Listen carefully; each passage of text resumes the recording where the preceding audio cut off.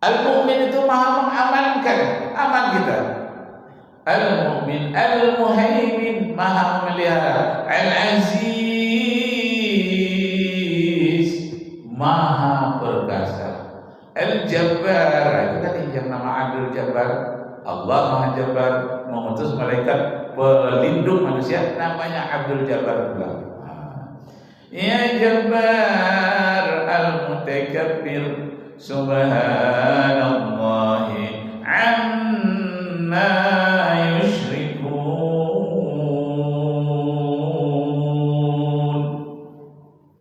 Huwa Allah, huwa Allahul Khaliqul. Khaliq itu maha pencipta.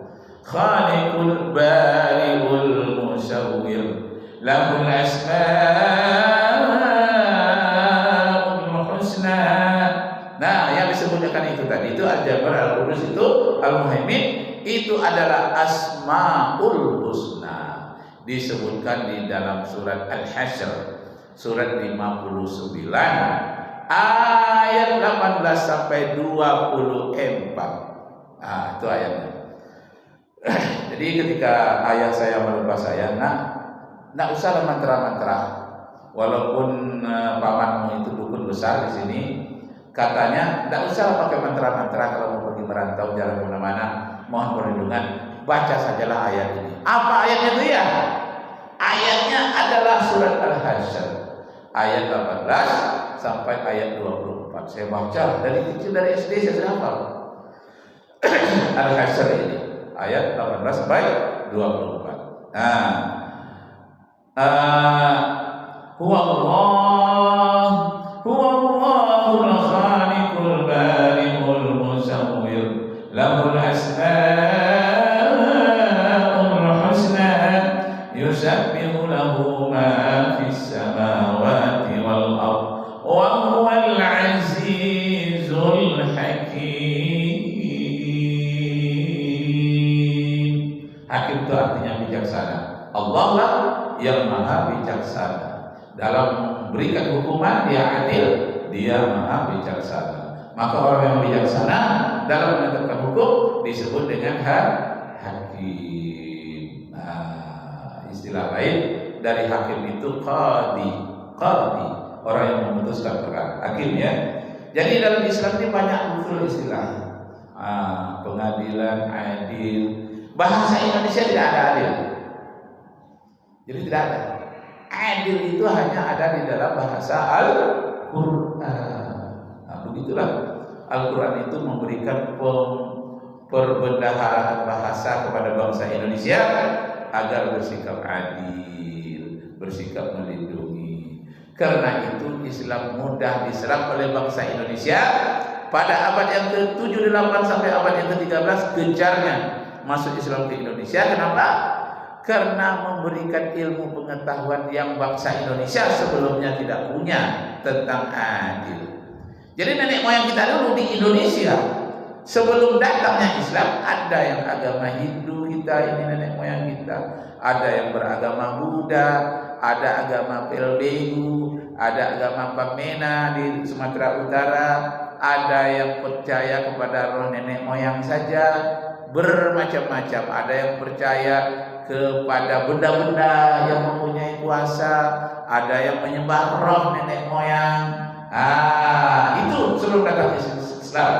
Setelah datang Islam diberikan tuntunan yang bijaksana, yang pasti, perbendaharaan kata-kata, mengilhami bahasa Al-Quran itu kepada seluruh bangsa Indonesia, mulai dari konstitusi. Konstitusi itu apa? Undang-undang dasar, berkat rahmat Allah. Kemerdekaan Republik Indonesia berkat rahmat Allah yang Maha Esa. Kalau di pengadilan kita lihat irah-irahnya. Irah-irah itu apa? Pendahuluannya di atas. Keadilan berdasarkan ketuhanan yang Maha Esa. Esa itu tauhid. Satu-satunya Tuhan yang kita sembah hanya Allah. Itu ada irah-irahnya, ada pendahuluannya pada pengadilan itu. Nah, kita lihat pula Pancasila. Itu bahasanya bahasa Al-Quran semuanya. Kerakyatan, rakyat bahasa Al-Quran. yang dipimpin oleh hikmah. Nah, hikmah bahasa Al-Quran tidak ada bahasa Indonesia hikmah, tidak ada. Kerakyatan yang dipimpin oleh hikmah, kebijaksanaan dalam permusyawaratan. Permusyawaratan bahasa Al-Quran surat Asy-Syura, surat yang ke-42. Nah, kerakyatan yang dipimpin oleh hikmah kebijaksanaan dalam permusyawaratan. Nah, permusyawaratan, perundingan, perwakilan, wakil juga dalam bahasa Indonesia. Wakil rakyat, wakil itu bahasa Arab, rakyat juga bahasa Arab. Wakil rakyat, pelindung rakyat. Nah, atau penyambut lidah rakyat.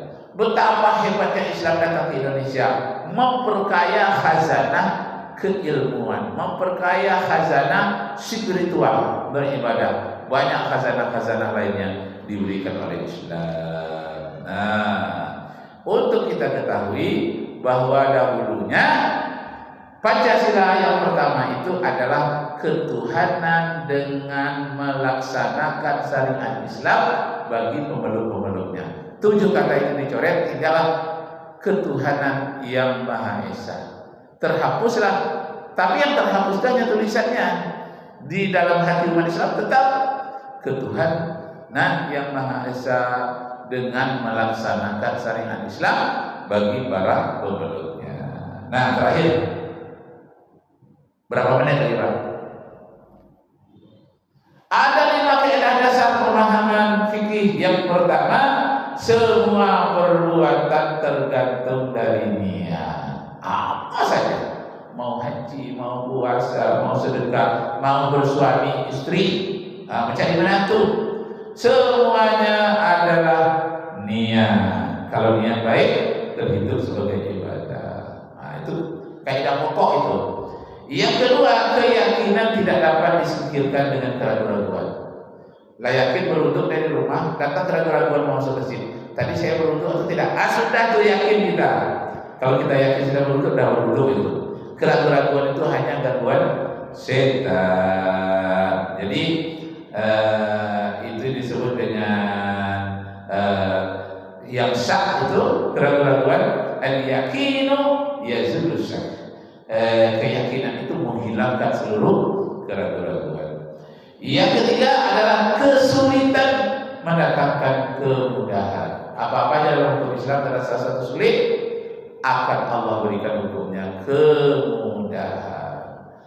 Itu yang disebut dengan ad-daruratu tubihul mahzura.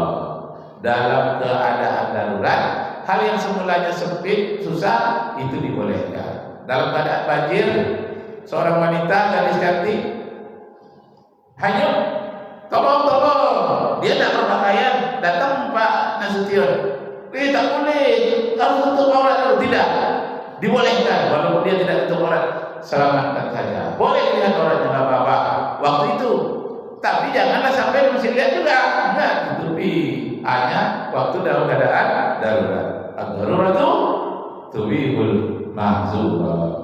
Nah, begitu pemahaman dalam Islam. Kemudian bahaya harus disingkirkan, yang disebut dengan ad-daruri yazul. Apa-apa saja yang mendatangkan kesulitan harus dihapuskan. Yang kelima, adat bisa berlaku dalam Islam. Mau adat Batak, adat Minang, adat manapun bisa berlaku selagi tidak bertentangan dengan Al-Quran. Istilahnya al-adatu al-muhakkamah. Adat-adat yang baik bisa diberlakukan sebagai hukum di dalam Islam. Yang tidak baik berangsur-angsur diperbaiki. Sampai? Alat. 1 menit lagi. 5 menit lagi.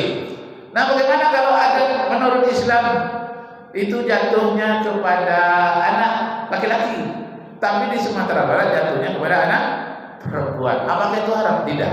Kenapa? Karena harta yang jatuhkan kepada anak perempuan itu namanya pusaka tinggi. Tidak tahu dulu nenek moyang di atas siapa pemiliknya. Maka harta pusaka tinggi itu boleh dijatuhkan kepada anak wanita untuk perlindungan wanita. Jadi adat yang paling hebat melindungi wanita itu adalah hukum Islam dan hukum adat Minangkabau. Terlindungi wanita supaya dia tidak menjadi wanita yang terlantar, menjadi wanita tunasusila di mana-mana. Dilindungi dengan pusaka tinggi.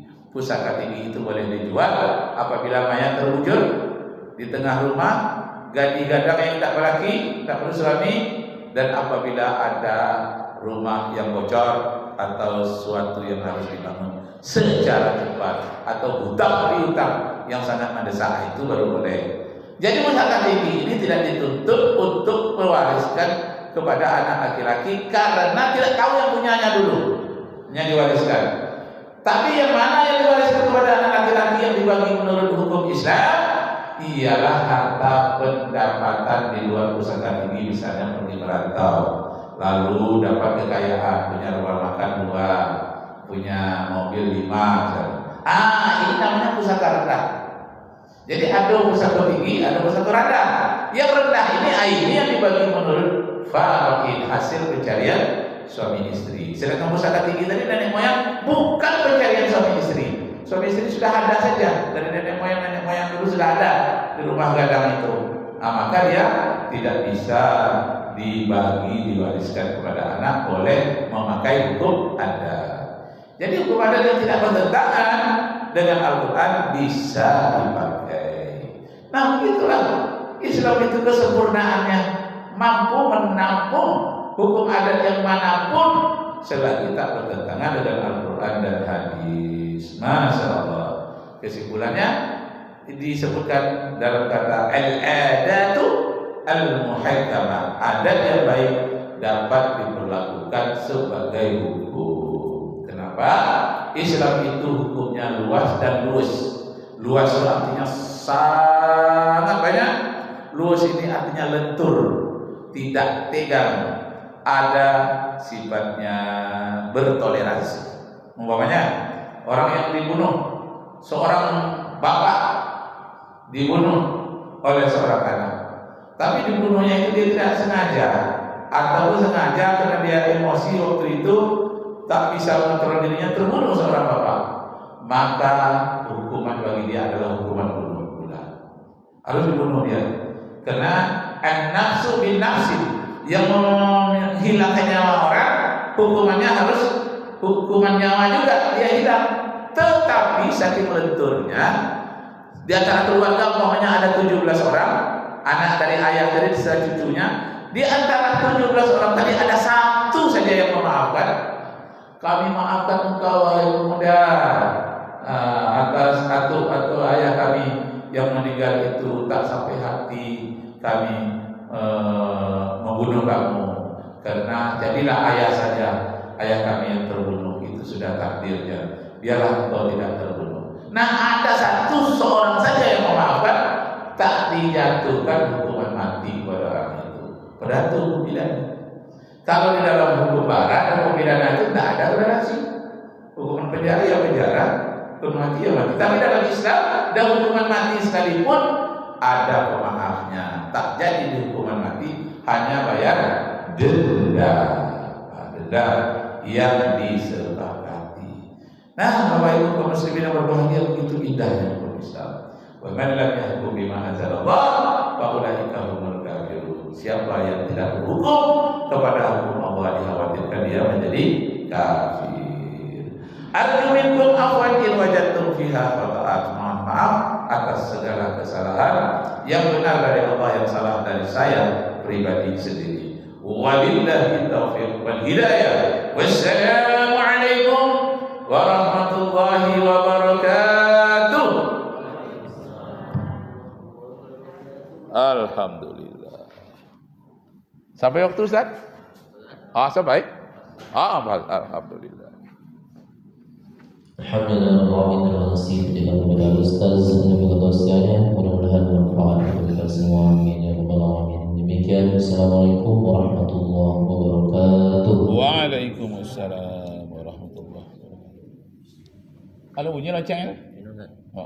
Ini ada loncengnya kan? Enggak. Asing bunyi. Iya. Astagfirullah.